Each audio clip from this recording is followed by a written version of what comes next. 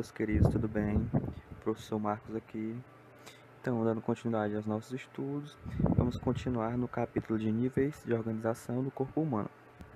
Então, vamos lá, começando com a diversidade das células. Como nós sabemos, nós somos seres pluricelulares, ou seja, nós temos muitas células. E devido à alta complexidade do nosso corpo, nós temos células bem diferentes umas das outras, cada uma com suas funções específicas, né, com sua especificidade. Eu trouxe aqui algumas delas para vocês verem. Aqui nós temos as células do sangue, essas bolinhas vermelhas aí são as hemácias, que carregam o oxigênio para os nossos órgãos. Nós temos também as células da superfície da pele, as células epiteliais, as células ósseas, né, que dão origem aos ossos. Nós temos o neurônio aqui representando o sistema nervoso, que é essa célula que envia os impulsos nervosos. As células musculares também cardíacas, esqueléticas e lisas. E um conjunto de células formam um tecido. E nós vamos ver agora os principais tipos de tecidos. No livro de vocês ele traz os 4 tipos principais: epitelial, conjuntivo, muscular e nervoso. Aí eu trouxe aqui outros 3 só para completar. Temos epitelial, né, que é o tecido que forma a pele, né, a derme, a epiderme, mesoderme. Tecido ósseo, que forma os ossos. Tecido muscular, que controla os nossos movimentos. Tecido nervoso, que envia as informações. Tecido conjuntivo, que é o que serve para preencher outros tecidos. Tecido sanguíneo e tecido adiposo, que é o tecido que acumula gordura. E um conjunto de tecidos formam um órgão. Um exemplo de órgão do intestino, ele pode ter esses 4 tipos, na verdade ele tem esses 4 tipos de tecidos aqui que o livro de vocês traz: o epitelial, o conjuntivo, o muscular e o nervoso. Sobre os órgãos, aqui eu trouxe um exemplo, os órgãos do sistema respiratório. E adiantando, né, um conjunto de órgãos forma um sistema, mas não um conjunto de órgãos qualquer, é um conjunto de órgãos que tem funções semelhantes. Por exemplo, o pulmão, o diafragma, os brônquios, os bronquíolos, todos eles têm funções semelhantes que estão relacionados com a respiração. Por isso que eles fazem parte do sistema respiratório. Então, qual é o caminho que o ar faz quando a gente respira, né?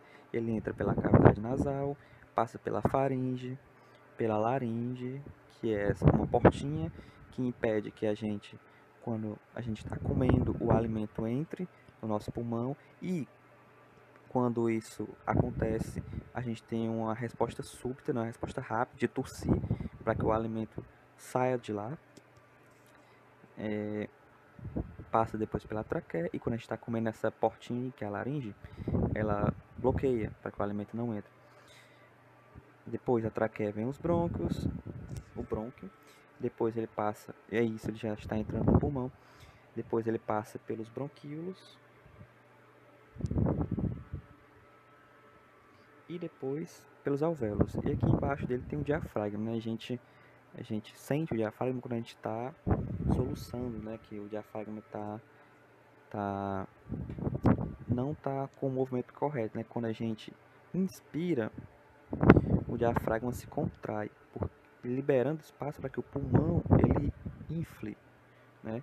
E quando você expira, já que o ar está saindo do pulmão, aí o pulmão vai ficar menor, né, se contraindo, e o diafragma vai subir, né, vai se relaxar. Então ele ajuda na respiração, e quando você está soluçando, ele não está no movimento correto. Níveis de organização, integração entre os sistemas, né? Aqui tinha um videozinho, certo, gente? Para vocês verem mais. Como eu estou gravando pelo celular, não está aparecendo o vídeo. Aqui, integração entre os sistemas, tem um exemplo bem cotidiano para falar para vocês sobre a respiração automática. Nós não precisamos lembrar de respirar, na verdade. Geralmente a gente só lembra de respirar quando tá precisando, tá fazendo alguma atividade física e cansou, né? Aí a gente respira. Por que que isso acontece? Como é que a gente não lembra de respirar, mas mesmo assim não tem problema, né? Isso parece ser bem normal, né? Pra gente, mas para as pessoas que têm uma síndrome chamada síndrome de Ondine, ou maldição de Ondine, ou síndrome da hipoventilação central, essas pessoas elas respiram pouco, elas não conseguem respirar normalmente. E quando nós respiramos pouco, ou o cérebro precisa, quando a gente respira normalmente, o cérebro controla a quantidade de, fica monitorando a quantidade de oxigênio, né, e gás carbônico dentro do nosso sistema respiratório. Quando ele detecta uma diferença muito grande, ele envia um sinal para que a gente respire, né? Aí a gente perde aquela respiração automática, você dá aquela inspirada, né? Ou ele envia um sinal para que você boceje, para que quando você boceja, você inspira uma grande quantidade de ar pela boca, né? E isso também serve para você respirar. Já que o ar pode entrar, como a gente viu aqui no slide, o ar também pode entrar aqui pela cavidade da boca, a parte de baixo. Esse é um sinal que o cérebro envia para você. E ele é enviado pelo sistema nervoso.